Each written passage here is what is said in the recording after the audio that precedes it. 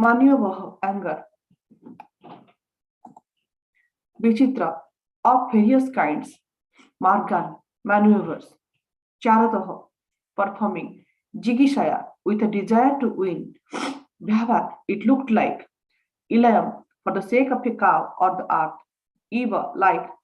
Susminoha, of the two bulls. Mrudaha, an encounter.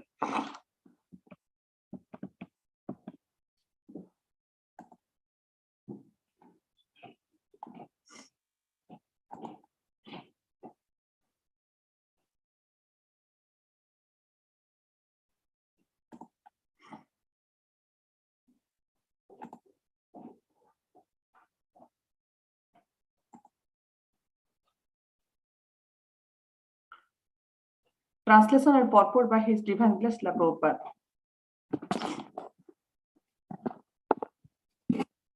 Translation. There was keen rivalry between the two combatants.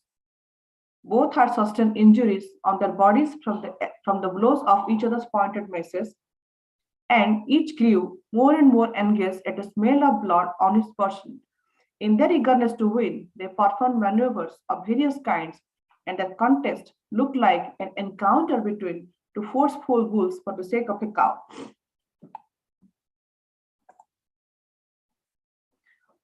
Purport by His Divine Grace. Here the earth planet is called Ila. This earth was formerly known as Ilavarta Varsha, and when Maharaj Parikshit ruled the earth, it was called Bharata Varsha. Actually, Bharata Varsha is the name for the entire planet, but gradually Bharata Varsha has come to mean India, as India has recently been divided into Pakistan and Hindustan. Similarly, the earth was formerly called Ilavarta Varsha, but gradually, as time passed, it was divided by national boundaries.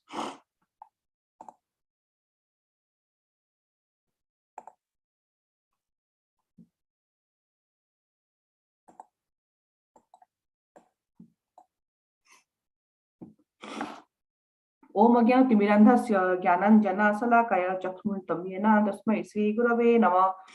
Sri Chaitanya मनोभीष्टं स्थापितं येन भूतले स्वयं रूप कदा मह्यं ददाति स्वपदान्तकं।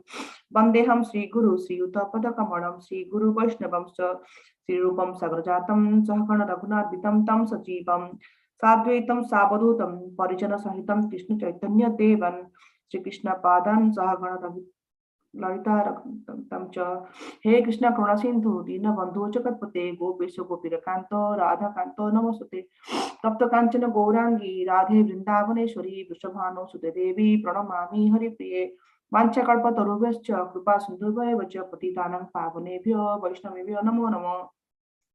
जय श्री कृष्ण चैतन्य प्रभु नित्यानंद श्री अद्वैत गदाधर श्रीवासादि गौर भक्तवृंद। हरे कृष्ण कृष्ण कृष्ण हरे हरे, हरे राम राम राम हरे हरे। नीलाचल निवासाय नित्याय परमात्मने बलभद्र सुभद्राभ्यां जगन्नाथाय ते नमः। Hare Krishna, dear devotees. Thank you for joining today for the Srimad Bhagavatam class. These days we have been discussing about the duel or fight between Hiranyaksha and Varahadev, Lord both. The subject matter is very interesting, very beautiful.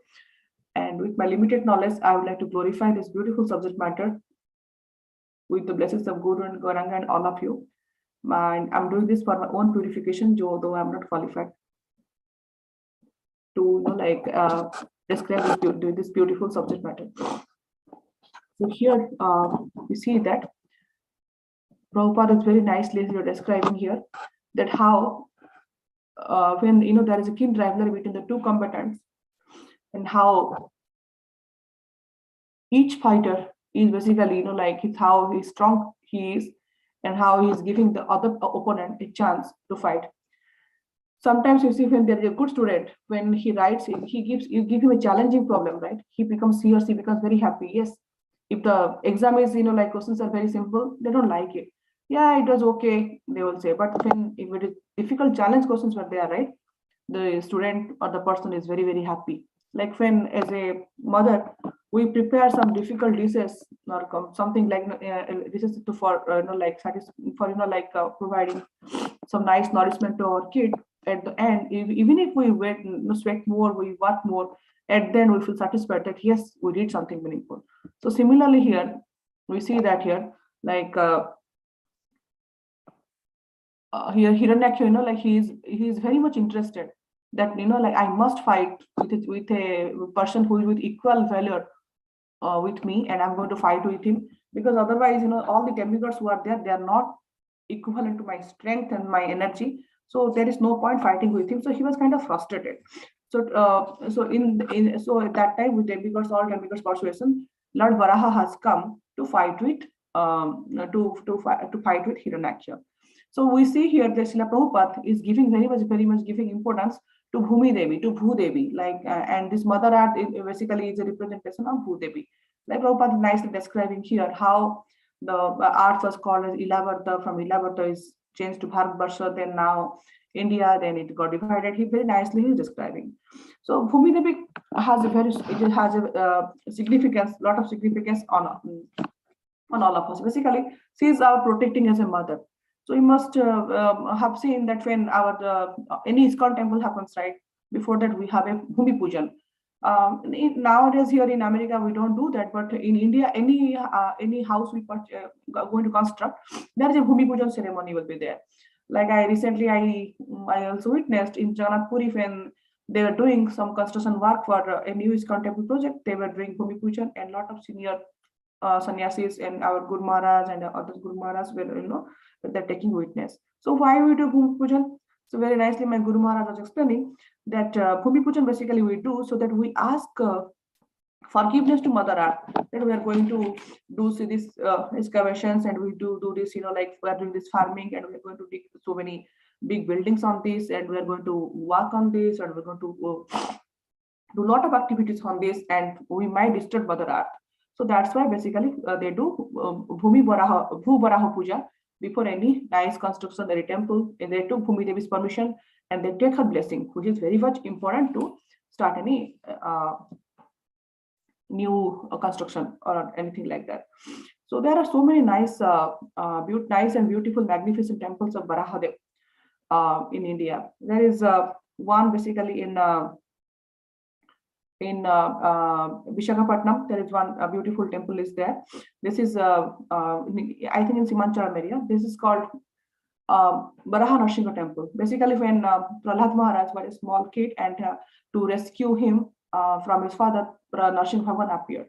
So there was a small interaction between verbal exchange between Prahlad Maharaj and Narsingha Bhagwan. So Prahlad Maharaj was very happy to see his beautiful Lord in front of him, and the Lord came to rescue him. So he requested Narsingha Bhagwan that now you are in front of me, and I saw you in this form, and you rescued me from my father, and you killed my father, who was a demon and who was not favorable. But I also have a desire, strong desire to see that form, and like I was not in this art that time when you killed my uncle Hiranyakya. I want to see that form also. So out of Vasalya love towards Prahlad Maharaj, Narsingha Bhagwan took the form of Barahadev, and he saw that darshan to little baby Prahlad. So that form is like Baraha Narsingha form. The face is just like Barahadev, and the body is like Narsingha Bhagwan. So it was so much heat was generated, right, to keep him cool. Lot of chandan was applied on him. So the whole year, every day they put so much chandan on these beautiful deities, that so that they stay cool. That at the end, basically they look like a linga kind of thing. But at the on the Akshaya Tritiya day, they take out all the chandan. That time, basically, you can see the beautiful form of Baraha Narsingha Dev. Then Guru Maharaj, then His Holiness Jayapataka Maharaj was saying that in Mayapur also Barahadev's mercy is there. Like when Barahadev basically killed Hiranyakya, smashed Hiranyakya into the on the floor. His hind foot basically, Barahadev's hind foot basically tossed in the place where the Koladeep is there. So in Koladeep, basically we can see that there is a mercy of Barahadev also is there. So where like Koladeep is also part of our 9 islands of Navadip of Mayapur. Then there are so many nice instances of how people worship Barahadev, and how Barahadev came to rescue. They are also there. Now here we see that when Krishna was in Vrindavan, basically he was enjoying the mellows with the cowherd boys. Krishna, we would call him as Akhil Rasamrita Sindhu. he has the all kind of mellows. He basically want to enjoy all mellows, and he also sees that how his friends, how his devotees are also satisfied also. So when Krishna was in Vrindavan, we see that so many demons used to come. Aghasura used to come, Bakasura used to come, Putana used to come, everybody used to come. But Krishna is very powerful. He doesn't have to come down basically and to fight with them, literally to kill them. He can just to look at them and not even look at them. If he made think also, the everything will get annihilated. All these demons will get killed. But he wanted to give satisfaction to this. To these demons also, and since it is Vrindavan and the devotees are innocent and they're completely surrendered, they're kind of ordinary gopis. Krishna didn't want to create all kind of trouble and all those things over there. So basically, he fought literally with all these demons. If we see that all the demons they come right, Krishna has, if you see Lord Jagannath, the Sudarshan Chakra is next to him. He can very easily take the Sudarshan Chakra and kill all these demons. Instead, Krishna has Krishna is doing a climbing on somebody, he's fighting on somebody, and he's pulling somebody's leg. Like that, basically all the demons are killed. Now, when the cowherd boys were playing with Krishna, they also think that yes, Krishna is my friend, Krishna killed this demon, I am also equally powerful. So sometimes Sridhama will show his muscles, he will show, look Krishna, I have these muscles, and you want to fight with me? That day you were telling that you fought with this demon, today you come and fight with me, I will show you. And don't worry Krishna, I can protect you. And like this different kind of intimate with his friends, right? Krishna used to enjoy this beautiful mellows of a kind of a Kshatriya boy spirit kind of thing. He used to enjoy these mellows. Then they will be having arm wrestling. Then one friend will be carrying another friend. They'll go here and there just to show how they are strong. This is how intimate friends, Krishna was enjoying this Kshatriya Rasha with his childhood friends. Then if they say that if you are strong, determined, and if you have determination and desire, Krishna always fulfills your desire. Whether you are a devotee or non-devotee, Krishna will always fulfill, they say. Now, when Krishna basically was invited by Kamsa to attend the Dhanu Yajna over there in Mathura, so Krishna at the entrance of the door, there was Kubala Pida was standing, and he was not letting Krishna inside. Then Krishna basically killed Kubala Pida, and after that, Krishna entered the arena of wrestling arena. When Krishna was entering the wrestling arena, how the devotees were feeling, looking at Krishna. So we can now next 2-3 minutes we can discuss about that.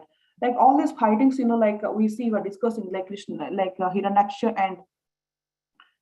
and Varahadev, and or Chanur or between Krishna and Chanur and Mustik. Like yesterday we discussed about Jambavan and Lord Ram.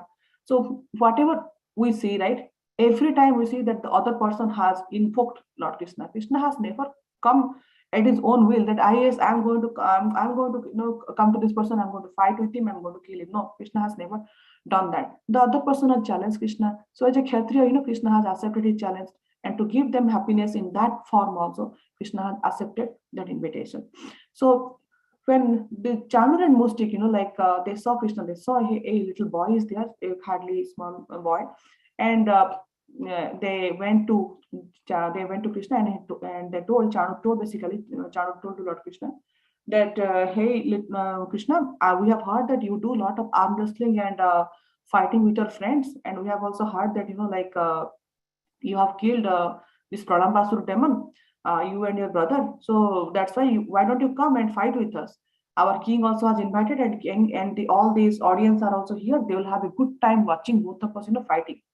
So basically, he is trying to prove that since Krishna has some potency, and he can fight with him.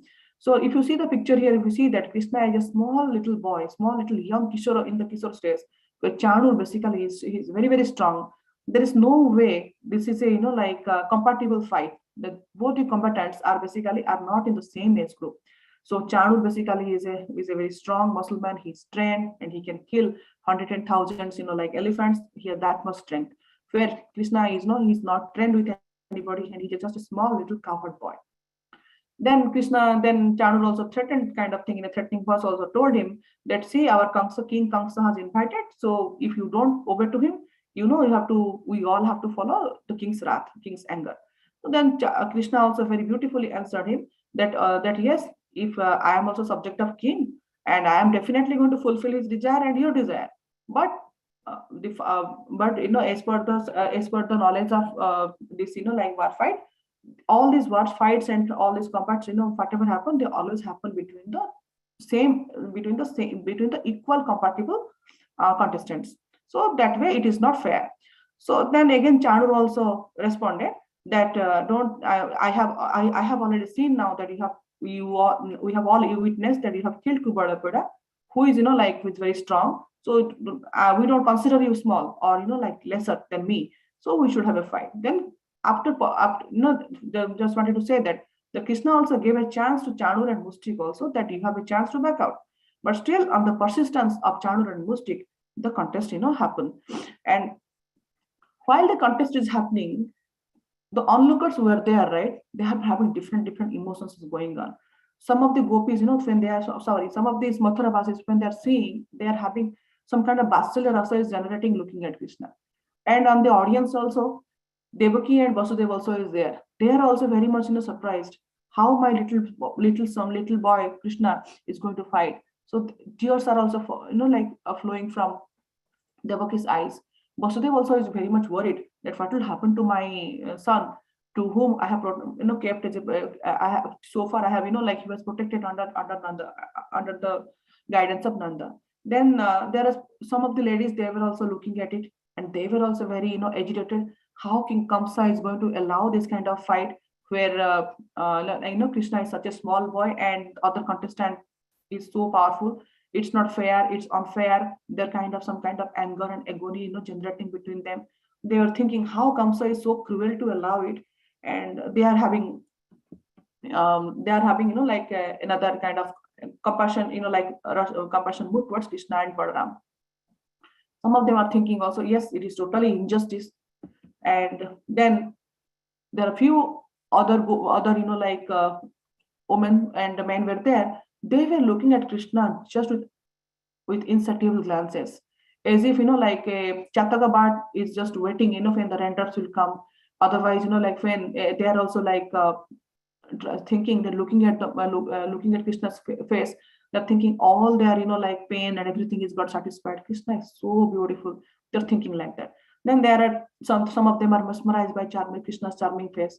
Some of the women were so mesmerized with Krishna's beautiful face and blue body, that they're telling to the other the next person sitting to them, look at this beautiful boy's face. It's just looking like a blue lotus. When there is lotus, right, there is always water is surrounded next to it, or otherwise when there is some raindrops are there, right, little raindrops will be on the top of the lotus petals. So the person is describing in Krishna book also, it is Prabhupada has very beautifully mentioned that the persons who are looking at Krishna and the fight, some of them are thinking that these perspirations or sweat drops are coming out of Krishna's face out of this fighting, right?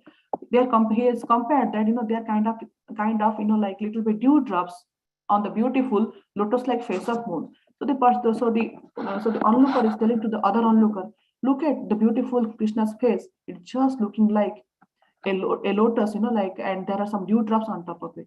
And then other person is saying, look at the beautiful moon-like face of Balaram. There's so much calmness, so much compassion, and he has so much strength.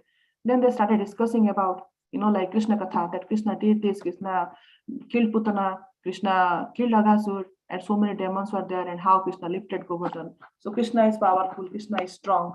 Like that, they started discussing between them. Then with all these things discussions are going on, they also started thinking, visualizing how fortunate these gopis are. We are seeing Krishna in the fighting spirit, and these gopis have seen Krishna in such a nice and beautiful way every day. Like Krishna is stealing their water, and Krishna is going as cow herding with them, and Krishna was playing with them. So Krishna is dancing with the gopis. All those things, they are meditating. That we are seeing Krishna in this fighting mode, and the gopis have really enjoyed. How fortunate these gopis are. We wish that we are also taking part in the Vrindavan, we could have also, have gotten glance of those beautiful pastimes. So they were meditating like this. So when basically we see that Krishna and Balaram basically are Balaram is basically whichever of all kind of rasas and opulences. They have the strength. They have basically Krishna is full in wealth, strength, beauty, fame, knowledge, and at the end renunciation. So when Krishna understood that the ladies in the assembly were anxious for him, he decided not to continue the wrestling. He decided to end the wrestling. Basically, he became more and more stronger, and he actually basically with 2 or 3 fists, Chanur was on the floor, and at the end, Chanur got killed. So similarly, Mustik also was killed by Lord Balaram. So basically here we must understand that since Chanur and Mustik invited Lord Krishna and they wanted an equal fight, Krishna basically satisfied that desire. Though this kind of desire is not in a good way, but still Krishna is Janardana Bhavagrahi. He understands everybody's mood and understanding, and accordingly he reciprocates. Now similarly here, this demon Hiranyaksha has basically kidnapped Mother Earth. So when demigods requested Varahadev, demigods requested Lord Vishnu, basically Vishnu in the form of Varahadev, he has first gone to rescue Mother Earth as a devotee. Then he is satisfying Hiranyaksha's desire to have a combat with him, a duel with him, where both the opponents are very, very powerful. Hiranyaksha was also very powerful, and Krishna and Varahadev also gave him an equal opportunity to fight with him with the mace, and it went on quite a long time. And all the demigods who were witnessing it, they were just having a aha moment that yes, now Lord is going to kill this Hiranyaksha and we are going to save. So now here in very beautifully, Prabhupada has explained how Mother Earth was called as Ilavarta and how the transformation of the earth has become from Ilavarta to Bharatavarsha, and now India and Pakistan, all these divisions were there. So Krishna is he is always basically a protector. He is Bhaktavatsal basically, and Mother Earth is a very dear devotee. So Krishna basically appeared as Varahadev to protect Mother Earth. Always Krishna has a desire how to protect Mother Earth, how to protect Bhudevi. So when the demonic propensity basically increases, Krishna takes birth to annihilate the demons. So now we see that in Kurukshetra, where all the demons were basically all the demonic mentality people were basically uprooted like the weeds from a farm. So Duryodhan and Dushasan, then Sakuni, and all the ill-fated king, they were all killed by Arjuna with the guidance of Krishna. Now after that, after basically killing all these demonic material people, then Parikshit was established as the king, and after that we heard Srimad Bhagavatam through Parikshit, and then it was going on. Now again, basically Krishna wanted that the burden on earth is basically lighter so that she can peacefully breathe. After that, Krishna actually basically he left. Then in the meanwhile, there is again troubles have come, so many invasions have happened, so many destructions have happened, and this Mother Earth also is again feeling pain. So when Mother Earth is feeling pain now the Yuga has been changed from Dwapar Yuga, now it is Kali Yuga. So basically in the Kali Yuga, basically the Sankirtana Yajna is the Yuga Dharma. Like in Dwapar Yuga, basically Krishna basically established Mother Earth peacefully by insisting Arjuna and telling him about what is the dharma of a Kshatriya. But here the real war is the Sankirtana war. By that, basically what we can do, Srila Prabhupada has told us, and he has basically is following his Guru's instruction, that the entire world can be turned into a beautiful home. So he took the mission of the protecting earth by spreading Krishna consciousness. His spiritual master advised him that you go to different parts of the world and you preach Krishna consciousness, so that everybody in the heart Krishna will reside.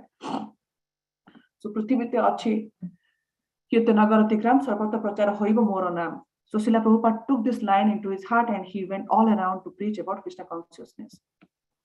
Now today, if you see the bottom picture, there is Rathatra all around the world. There is statistics that after 1968, in 192 countries, Rath Yatra has been celebrated by the help, direct or indirect help of ISKCON. Now this year, the President of India congratulated ISKCON for celebrating Rath Yatra in 100 countries. Now in the bottom picture, we see that there is Rath Yatra in Sao Paulo, Prague, Venice, Atlanta, then St. Petersburg, New York City, all around the places. Earlier, Rath Yatra was only happening in India, but Srila Prabhupada took in 1968 by Srila Prabhupada's mercy and his strong determination. Krishna satisfied basically again his desire to bring Lord Jagannath outside, and Lord Jagannath came outside, and now all around the world we are having Rath Yatra. Isn't it wonderful that all around the world, when they have never heard the word of Jagannath, they are worshipping Lord Jagannath ji. Now I was listening to a beautiful lecture of Hari Parsad Prabhu. Hari Parsad Prabhu was saying that there was a Mughal invasion was that they basically destructed so many temples. So instead of crying that they destructed so many temples, is that Srila Prabhupada decided that let's build temples all around the world. So now we see that by our movement's help, by Srila Prabhupada's mercy, we are having Rath Yatra in Pakistan also. From last few years, we are having Rath Yatra in Pakistan. So his divine grace, basically what he has done, he has built a beautiful house for all of us so that whole world can live in. There is a beautiful quote and beautiful paragraph of our dear Bhakti Tirtha Swami in his beggar book. He is writing about it that Srila Prabhupada has given this beautiful house to us, and our job is basically to maintain this house, to furnish this house. Are we really taking the good care of the house? If Srila Prabhupada is coming after some time, and is he going to feel happy or is he going to feel unhappy that how we are taking and protecting this beautiful house? So we see here that Lord Krishna in the form of boar in Satyayuga is trying to protect the Mother Earth. Now his commanders, basically his Senapati army, has taken one step forward. Basically what they have doing, they have taken Harinam as the weapon to protect the Mother Earth, so that the entire inside the entire Mother Earth, everybody will be saying everybody will be thinking alike. Everybody will be thinking that we all are eternal servants of Krishna. Everybody will be working with a common goal, how to satisfy Krishna. So that way, all these divisions have happened, right? Though there will be physical boundaries, but in the mentally or spiritually, everybody will be thinking about one common goal. That is how to take care of each other and how to work towards a common goal, that is pleasing Krishna, as we all are part and parcel of Krishna. So with this, I would like to end today's discussion. So Srila Prabhupada ki jai. Thank you very much. Hari Bol.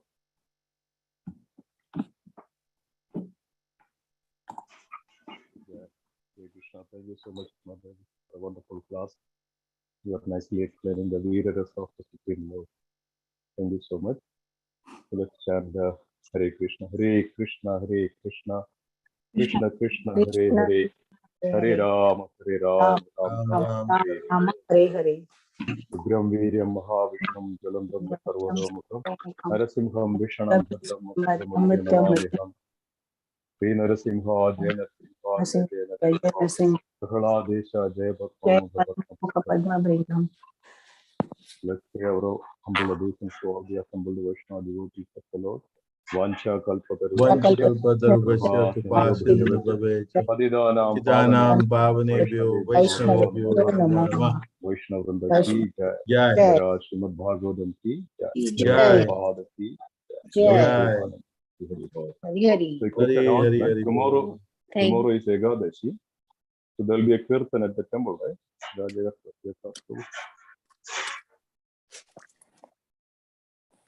Hare Krishna. Hare Krishna. Thank you. Hare Krishna. Okay. Tomorrow is Ekadashi. So Monday we have a program at the temple. That's the Purnima. That's culminating our Kartik program and Kartik Sutta. Everybody please join.